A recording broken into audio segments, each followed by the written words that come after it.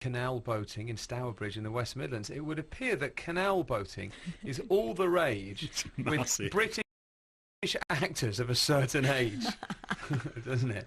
In a few years, you need to take this up, Richard. No. Does it not appeal to you at all? Why not? Danger sports, all the way. Which danger sport? Which danger sports do you do? I'm a bit of a skier actually, but I'm kind of looking forward to a bit of off-piste next year. You better make sure you never end up in a soap opera, because you know if you're in a soap opera, you're not allowed to go skiing. I know. It's in the contract. Or horse riding. Is that in there as well? Yeah. I didn't realise this until I got to know a few people who've been in soaps, in particular EastEnders and Corrie, but their contracts are really, really strict. And so don't join EastEnders or Corrie, Richard. Okay. That's my simple message to you. I think canal boating does appeal. I can get it. Yeah, I think it'd be great. Yeah. I think it's the chance to get away and just do your own thing and stop at pubs along the way and just chill out. I think, I think when we've heard Timothy Spall and his wife Shane explain, we'll be one even more. Exactly. This particular role that you've taken on for Sky One, it's pretty tough physically. You'd obviously been working out for this part. Yeah, I didn't have a great deal of time to prepare, but I worked with a trainer in the UK who was ex-military and the trainer in South Africa, and then we had the three SAS guys giving us weapons and tactical What were training. they like? They were probably not what you'd expect. Well, one of them was like your small and weedy. One of them was like your favourite granddad. Quite camp. I'm not expecting that. just kind of very low key. Are they? Very, very low key. But I don't want to talk about it too much. How long ago did they stop being in the SAS? Well, it feels like they never did, but I probably good 10, 15 years. But the stories they have to tell are pretty amazing. Are they? Yeah.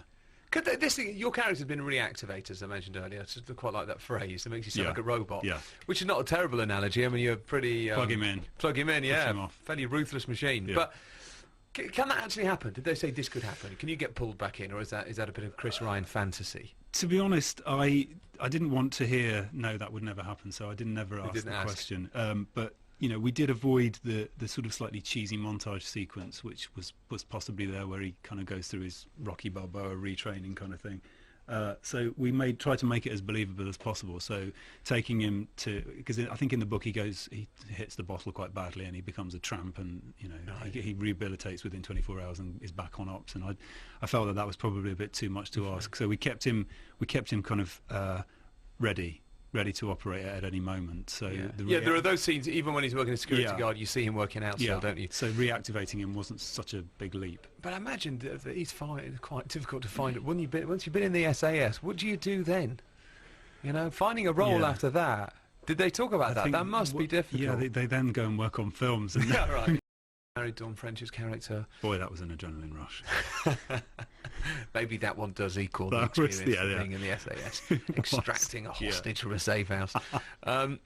That was, a nice point to join the show. Those last couple of episodes got enormous audience, didn't they? Yeah, and also it was a big antidote for me. I think I spent a lot of time on television looking serious and scowling a lot. So to go into that show and get to snog Dawn French and have a generally good laugh was brilliant. And I actually still live with the hope that the phone might ring and they'll say, look, we're going to do another Christmas special, because they will. You never know. They didn't burn the set anyway. No. These successful sitcoms always come back for more Christmas specials, like an SAS soldier who needs another gear. Needs to give it reactivate. They'll reactivate. Pluggery. Yeah.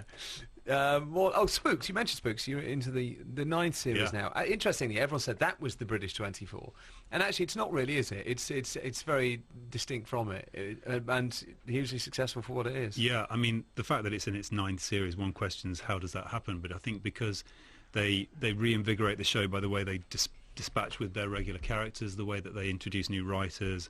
The political landscape is always giving material to play with. I think this year we're up against China and Russia working together, and the new regime in America.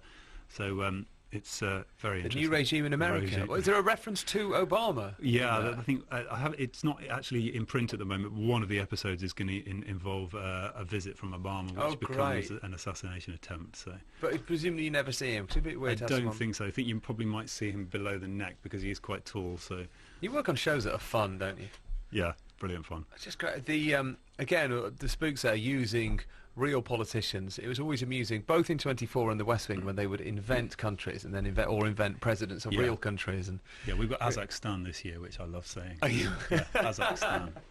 Like, there's a syllable missing, isn't there? There is. Yeah. I actually didn't know you meant so many countries in that programme as well. But there you go, 9 series. You're filming it at the moment. Yeah. But Pete, I would urge anyone to watch John Porter, your character, in Chris Ryan's Strike Back, which starts tomorrow night on Sky One, because it is marvellous. Thank you for coming in. Thank you for having me. There's Richard Armitage. Timothy Spall is next. It's 2:32. Online at bbc.co.uk/5live. This is BBC Radio 5 Live. 5 Live News, I'm Justine Green. The Children's Secretary Ed Balls and the Welsh Secretary Peter Hain have tried to distance themselves from comments they made about tactical voting.